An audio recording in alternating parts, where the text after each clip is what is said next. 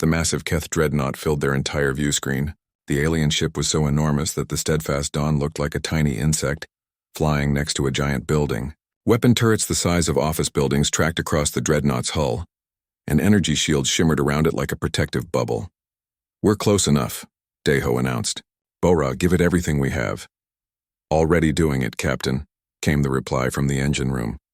"But I don't know how much longer the reactor will hold together. The temperature readings are off the scale."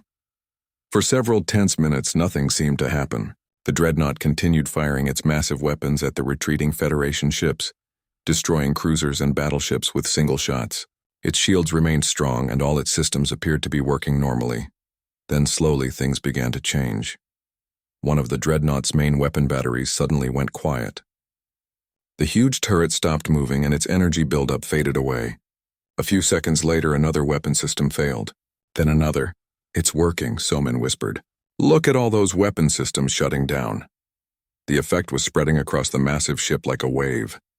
Weapons went offline one by one, starting with the ones closest to the steadfast Dawn and moving outward. The dreadnought's shields began to flicker and fade. Emergency lights started flashing along its hull as the ship's crew tried to figure out what was going wrong. But the real surprise came when the effect jumped to other ships in the formation.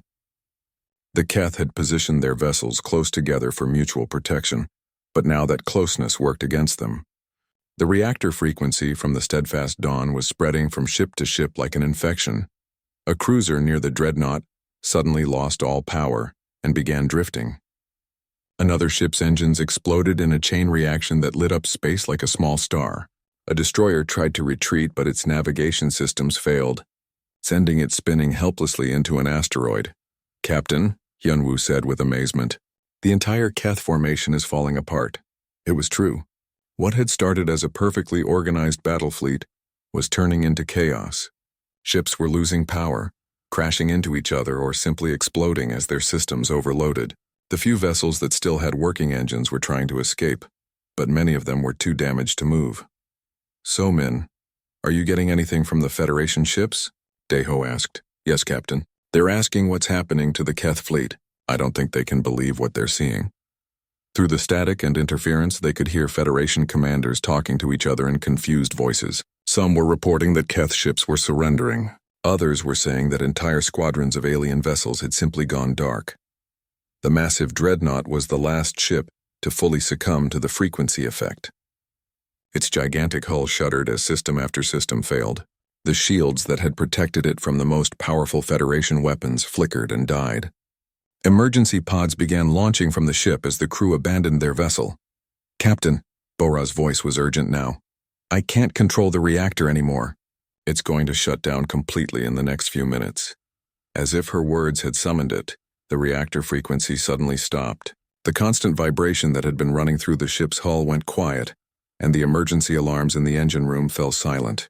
The steadfast Dawn was now drifting powerless in the middle of the destroyed Keth fleet. "Well," Deho said after a moment, "I guess we did it." The crew sat in stunned silence, looking out at the wreckage around them. Dozens of Keth warships floated dead in space, their hulls dark and their weapons cold.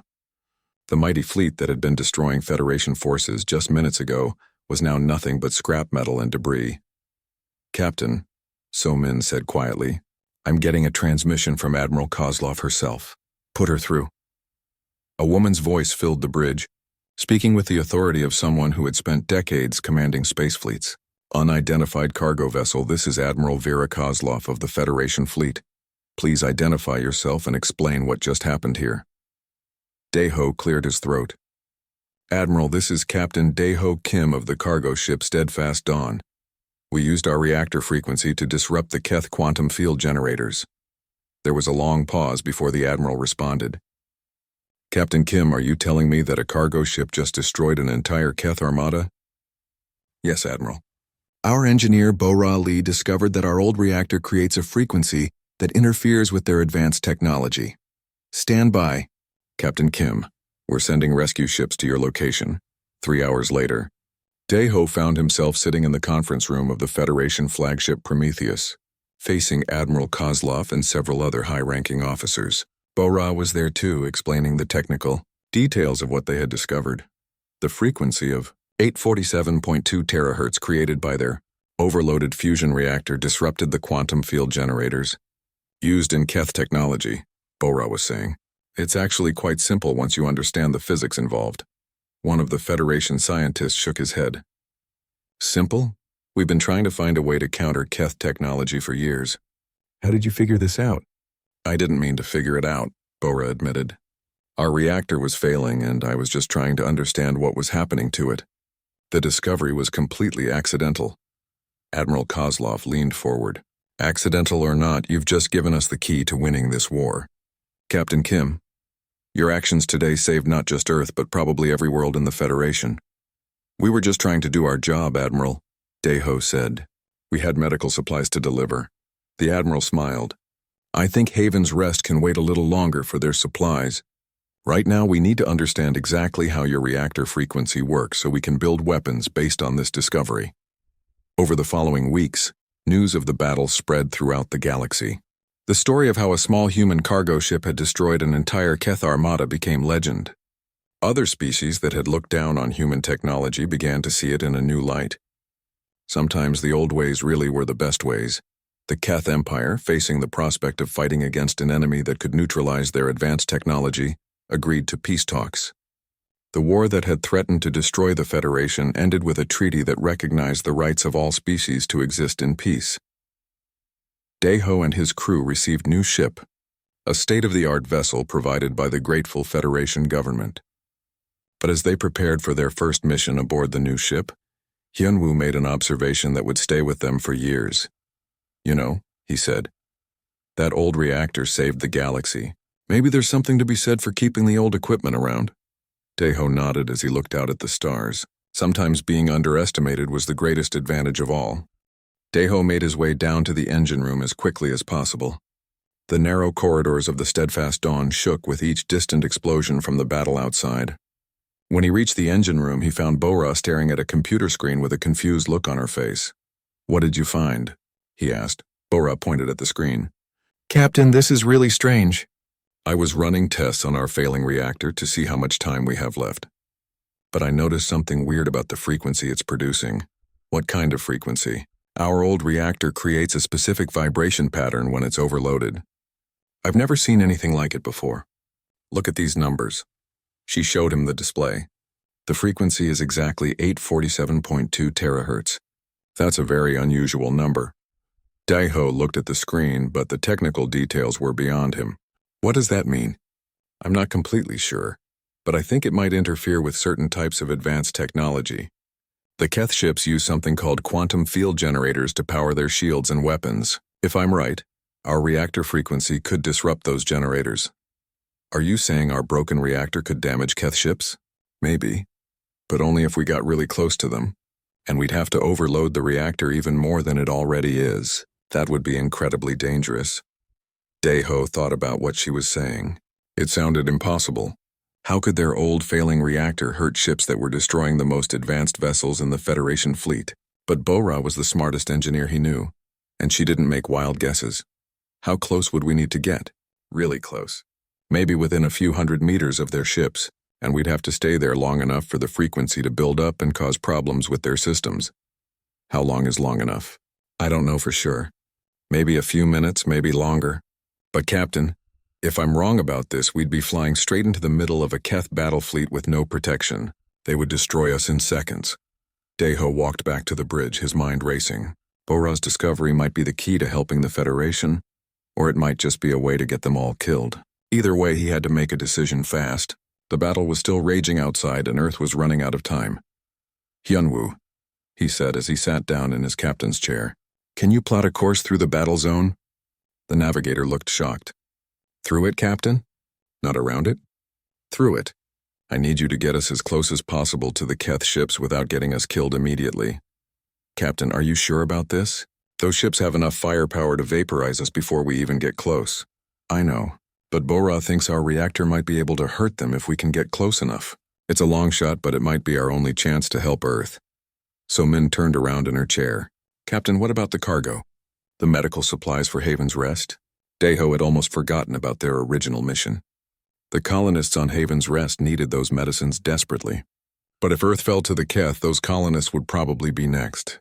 The supplies won't matter if the Keth destroy Earth and then come after the colonies. We have to try this. Hyunwoo began working on his navigation charts using both the computer and the paper backups. Captain, I can get us into the battle zone, but I can't promise we'll survive long enough to test Bo-Ra's theory. The Keth have sensors that can detect ships from thousands of kilometers away. What about the asteroid field? So-min suggested. I noticed there's a large asteroid belt near the battle zone. Maybe we could use the asteroids as cover. Daeho smiled. That was good thinking. Hyunwoo, you've hauled cargo through asteroid fields before. Can you navigate us through there? Yes, Captain. It won't be easy with our damaged navigation system, but I can do it. The asteroids might hide us from their sensors until we get close. Bo-Ra, Daeho called over the intercom. How long will it take you to prepare the reactor for overload? About 30 minutes, Captain. But I have to warn you, once I start the process, there's no going back. The reactor will either create the frequency we need, or it will explode and take us with it. And if it works, we might be able to disrupt their quantum field generators. Their shields could fail. Their weapons might stop working, maybe even their engines could shut down. But Captain, this is all theoretical. I've never tested any of this. Daeho made his decision. Do it! Hyunwoo, plot our course through the asteroid field. So-min, try to send a message to any Federation ships that are still fighting. Tell them what we're planning to do. What should I tell them, Captain? Tell them that the cargo ship Steadfast Dawn is going to attempt to disrupt Keth technology using reactor frequency interference. Tell them to watch for our signal and be ready to attack any Keth ships that lose power. So-min started working on the message, but after a few minutes she looked frustrated. Captain, I can't get through to any Federation ships. There's too much interference from all the weapons fire. Keep trying. They need to know what we're doing, or they won't be ready to take advantage if our plan works. The Steadfast Dawn changed course toward the asteroid field. Through the view screen, they could see the massive space rocks tumbling slowly through the darkness. Some of the asteroids were as big as small moons, while others were no larger than houses. Navigating through them would be like threading a needle while riding a roller coaster. Beginning entry into the asteroid field, Hyunwoo announced. Everyone hold on! The ship shuddered as Hyunwoo fired the maneuvering thrusters to dodge around a large asteroid. The old engines groaned with the effort, but they responded. Behind them, the space battle continued to rage, with more Federation ships being destroyed every minute. Bo-Ra, how are you doing with the reactor? Daeho asked. I'm starting the overload process now, Captain.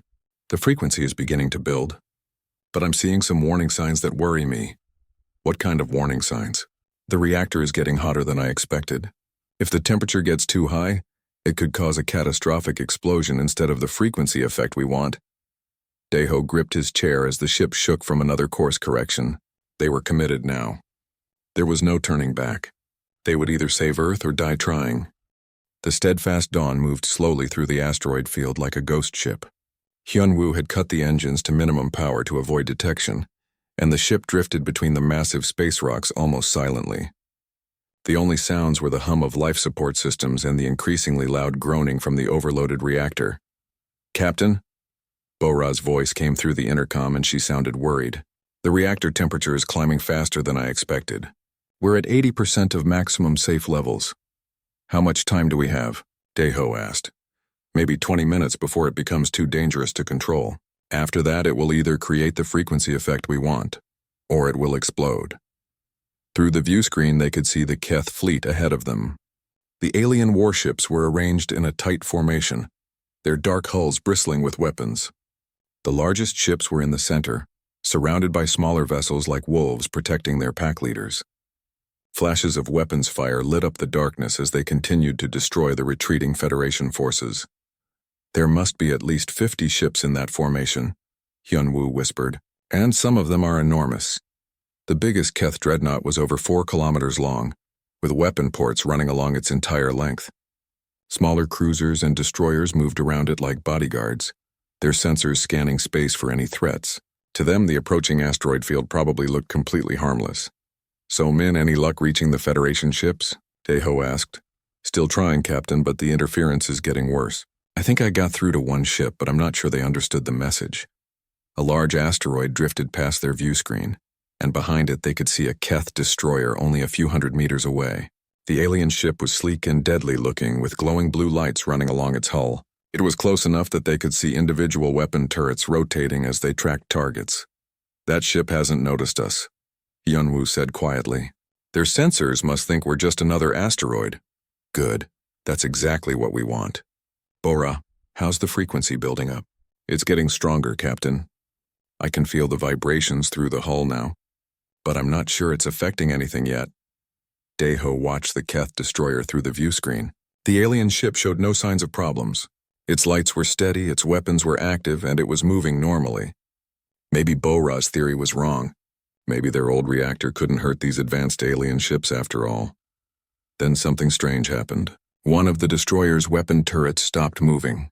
It just froze in place as if something had jammed its motors. A few seconds later, another turret did the same thing.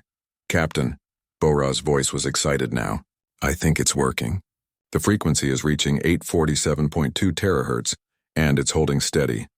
The Keth destroyer was definitely having problems now. More of its weapon turrets had stopped working, and some of its hull lights were flickering. The ship was still moving, but it seemed to be struggling with its controls. "We need to get closer to more ships," Daeho said. "One destroyer isn't going to make a difference in this battle." Hyunwoo guided the Steadfast Dawn deeper into the asteroid field, using the Space Rocks as cover. They passed another Keth ship, this one a larger cruiser. Within minutes of coming close to it, the cruiser began showing the same problems as the destroyer.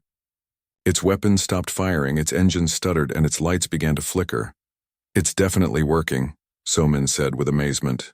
"Look at that ship. It's losing power, but their success had a price." The overloaded reactor was getting more dangerous by the minute. The hull around the engine room was hot to the touch, and warning alarms were starting to go off throughout the ship. "Captain," Bora called out, and now she sounded frightened. "We're at 95% of maximum safe reactor temperature. Much higher and we'll have a complete meltdown. How many more ships can we affect before that happens?" "I don't know. Maybe 5 or 6 if we're lucky. But Captain, there are dozens of Keth ships out there." Daeho made a quick decision. "Then we go for the biggest targets first. Hyunwoo, can you get us close to that main dreadnought?" "I can try, Captain, but it's heavily protected. There are at least 20 smaller ships around it. Do your best." As they moved toward the center of the Keth formation, more alien ships began experiencing problems. A cruiser lost all power and started drifting helplessly. A destroyer's engines exploded in a shower of sparks. Another ship began spinning out of control as its navigation systems failed. The Keth were starting to notice that something was wrong. Ships that had been firing at Federation targets turned their attention to scanning the area around them. They were looking for whatever was causing their fleet to malfunction, but their sensors couldn't detect the tiny human cargo ship hiding among the asteroids. "Captain," Hyunwoo said urgently, "one of the Keth destroyers is heading straight for us. I think they've figured out we're not an asteroid." On the view screen, they could see the destroyer approaching fast. Its weapon turrets were turning toward them, and energy was building up in its main guns. "Can we outrun it?" Daeho asked. "Not with our damaged engines, Captain." The Keth destroyer was only seconds away from firing when something unexpected happened. Its weapons powered down completely, and the ship started to list to one side. The reactor frequency had reached it just in time. "That was close," Somin said, breathing heavily. But their problems weren't over. More Keth ships were converging on their position, and the reactor was reaching critical levels. The hull plates around the engine room were glowing red-hot, and Bora was reporting temperature readings that should have been impossible. "Captain," she called out desperately, "I can't control the reactor much longer. We need to do something now or we're all going to die." Through the view screen, they could see the massive Keth dreadnought directly ahead of them. It was so large it blocked out the stars, and its weapons could destroy a planet. If their frequency effect could disable that ship, it might turn the entire battle around. "Take us in as close as you can," Daeho ordered. "This is our only chance." The Steadfast Dawn limped toward the dreadnought, her reactor screaming in protest and her hull beginning to buckle from the heat. They had come too far to turn back now. The first sign of trouble came when Hyunwoo's navigation screen went completely dark. He tapped it several times, but nothing happened. The young navigator looked worried as he turned to face his captain. "Sir, I'm losing the star charts. The computer can't figure out where we are anymore." Daeho moved over to look at the blank screen. This was exactly the kind of problem he hated about old ships. When something broke, it usually broke at the worst possible time. Can you fix it? I'm trying, but it might take a while. The navigation computer is really old, and I think some of the memory chips are failing. How long until we reach Haven's Rest without the computer? Hyunwoo pulled out a paper star chart and spread it across his desk. It was an old-fashioned way of navigating, but it worked when the computers didn't. If I'm reading this right, maybe 18 hours. But I can't be completely sure without the computer to check my math. Before Daeho could respond, So-min's voice cut through the bridge. Captain, you need to hear this. Her face was pale as she adjusted her headphones. I'm picking up emergency signals from Federation ships. They're under attack. Put it on the main speakers. The bridge filled with the sound of static and broken voices. Through the noise, they could hear panic and fear. Mayday, Mayday, this is the Federation cruiser Bright Star. We are under heavy attack by Keth forces. Repeat, heavy attack. We need immediate assistance. Another voice broke through. All Federation ships, this is Admiral Vera Kozlov. We are facing a Keth armada of unprecedented size. I count over 200 enemy vessels. Repeat, over 200 Keth warships. The crew of the Steadfast Dawn looked at each other in shock. 200 warships was more than most people had ever seen in one place. It was enough firepower to destroy entire star systems. Captain, Bora's voice came from the engine room and she sounded frightened. I'm reading massive energy signatures ahead of us. Really massive. The sensors are picking up weapons fire from dozens of different sources. Daeho felt his stomach drop. They were flying straight toward the biggest space battle in recent history, and their navigation system had picked the worst possible time to break down. Hyunwoo, can you plot a course around the battle? I'm trying, Captain, but without the computer. I'm not sure exactly where the fighting is happening. The paper charts don't show real-time information. Through the main view screen, they began to see flashes of light in the distance. At first, they looked like stars, but stars didn't pulse and flicker like that. Those were explosions. Big ones. So-min, try to contact the Federation fleet. Tell them we're a civilian cargo ship and ask for safe passage instructions. So-min worked at her communications panel, but after several minutes, she shook her head. No response, Captain. I think they're too busy fighting to answer civilian calls.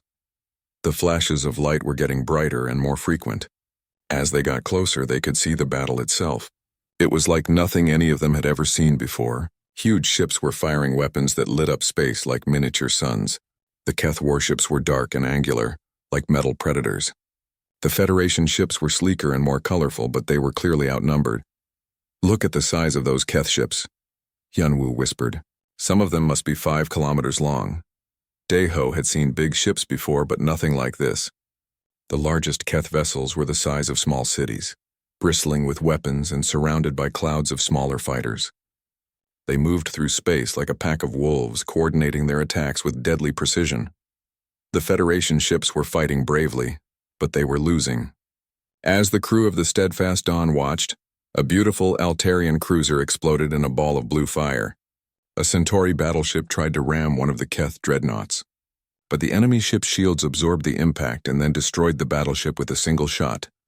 Captain, Bora called from the engine room, we have a problem.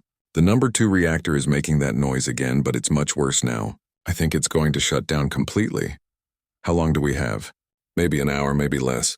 If it fails, we'll lose half our power and most of our speed. Daeho cursed under his breath. They were trapped between a massive space battle and a failing engine.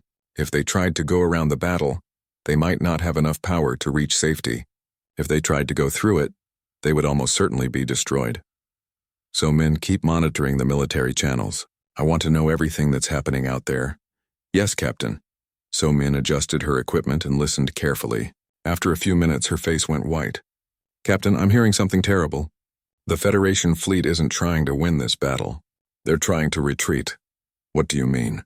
Admiral Kozlov is ordering all ships to fall back to the inner systems. She's saying this whole battle was a diversion. The real Keth target is Earth itself. The words hit the crew like a physical blow. Earth was humanity's home world, where billions of people lived. If the Keth were planning to attack Earth while the Federation fleet was busy fighting in the Vega sector, it would be a disaster beyond imagination. How long until the Keth reach Earth? Daeho asked. So-min listened to more transmissions before answering. The Admiral thinks they have maybe 3 days, but she's not sure. The main Keth fleet could already be on its way. Daeho stared at the battle raging in front of them. The Federation ships were fighting desperately, but they were being destroyed one by one. Even if some of them escaped, they would never reach Earth in time to defend it. "Captain," Hyunwoo said quietly, "what do we do?" It was a good question. They were just a cargo ship with a failing engine and no weapons. They couldn't fight the Keth, and they probably couldn't outrun them either. But they couldn't just sit there and watch Earth be destroyed. As if reading his thoughts, Bo-Ra's voice came through the intercom again. "Captain, I need to show you something about our reactor." "It might be important." Daeho Kim wiped the sweat from his forehead and looked at the control panel for the 100th time that day. The old buttons were worn smooth from years of use, and half the warning lights didn't work anymore. His ship, the Steadfast Dawn, was falling apart piece by piece, but she still flew. That was all that mattered. "Captain, we're getting close to the cargo pickup point," said Hyunwoo Park from his navigator's seat. The young man squinted at his screen, tapping it gently when the display flickered. "About 2 hours out if the engines don't give us any trouble." Daeho nodded. At 55, he had been flying cargo ships for more than 30 years. The Steadfast Dawn was his third ship and probably his last. Nobody wanted to hire old captains with old ships anymore. The big shipping companies used fancy new vessels with computers that could fly themselves. But there were still jobs for ships like his, carrying supplies to places the big companies wouldn't bother with. "Bo-Ra, how are our engines doing?" Daeho called out. "Still running, Captain," came the reply from the engine room. Bo-Ra Lee was the best engineer he had ever worked with. She could fix anything with spare parts and determination. "But I don't like the sound the number 2 reactor is making. It's getting louder. Can you keep it quiet for another week?" "I'll try my best, Captain." So Min Choi looked up from her communication station. She was the youngest member of the crew at 28, but she had good ears and could pick up radio signals from across the galaxy. "Captain, I'm getting some strange chatter on the military channels. Sounds like there's trouble in the Vega sector." Daeho frowned. The Vega sector was exactly where they were heading. Their job was to deliver medical supplies to a small colony world called Haven's Rest. The people there had been waiting for these medicines for months. But if there was military trouble in the area, it could mean delays or worse. "What kind of trouble?" he asked. "I can't make out much, Captain. The signals are broken up, but I keep hearing mentions of Keth ships." The name made everyone on the bridge go quiet. The Keth Empire had been causing problems for the Galactic Federation for years. They were aggressive and had powerful weapons. Most species in the Federation were afraid of them, and for good reason. Keth warships could destroy entire planets if they wanted to. "How many ships are we talking about?" Daeho asked. "I don't know, Captain. The transmissions are too scrambled. But it sounds like a lot." Daeho rubbed his chin. The Steadfast Dawn was just a cargo ship. She had no weapons except for some old mining lasers that could barely cut through asteroid rock. If they ran into Keth warships, their best option would be to run away as fast as possible. But their old engines weren't very fast. "Hyunwoo, can you plot a course around the trouble spots?" "I can try, Captain, but our navigation system is acting up again. The star charts keep changing and I'm not sure they're accurate." That was another problem with old ships. The computer systems broke down all the time. The big shipping companies had ships with navigation computers that updated themselves automatically. The Steadfast Dawn's computer was so old that it still used physical star charts that had to be loaded by hand. "Do your best," Daeho said, "and everyone keep your ears open. If we hear anything that sounds like immediate danger, we change course right away." The crew went back to their work. Daeho walked around the small bridge, checking gauges and screens. The Steadfast Dawn wasn't much to look at. Her hull was dented and scratched from years of hauling cargo through asteroid fields and rough space. Her paint was faded, and some of her external panels were held on with metal patches. But she was reliable, and that counted for something. Most other species in the galaxy looked down on human ships like his. The Altarians had vessels that could travel faster than light without making a sound. The Centauri built warships that could level mountains with a single shot. The Vegan Council had diplomatic ships so beautiful they looked like works of art. Compared to all of that, human ships seemed primitive and ugly. Daeho didn't care what others thought. He had seen fancy ships break down in the middle of space because their computers crashed or their advanced systems failed. When that happened, the crews often didn't know how to fix anything by hand. The Steadfast Dawn might be old, but every system on her could be repaired with basic tools and spare parts. 3 hours later, they reached the cargo pickup point. It was a small space station orbiting a gas giant. The station looked almost as old as the steadfast dawn, which made Deho feel better. At least someone else was still using equipment that wasn't brand new. The cargo was exactly what they expected: medical supplies for the colony. Boxes of medicines, surgical equipment, and emergency food rations. Nothing exciting but important to the people who needed it. Bora supervised the loading while Hyunwoo updated their course for Haven's Rest. "Captain," Somin called out as they prepared to leave the station, "I'm picking up more military chatter. It sounds like Federation ships are moving toward the Vega sector in large numbers." "That's not good," Deho muttered. If the Federation was sending a lot of ships to one area, it meant they expected serious trouble. "Any word on what they're facing?" "Nothing clear, Captain. But I heard someone mention massive enemy fleet before the transmission cut out." Deho made his decision. "We stick to the original plan. Those colonists need their medical supplies and we're not going to let them down. But we stay alert and keep our distance from any military ships we see." As the steadfast dawn pulled away from the station and headed toward the Vega sector, none of the crew knew they were flying toward the biggest space battle in galactic history. They just wanted to deliver their cargo and get paid. It was supposed to be a simple job, the kind they had done hundreds of times before. But simple jobs had a way of becoming complicated very quickly in space.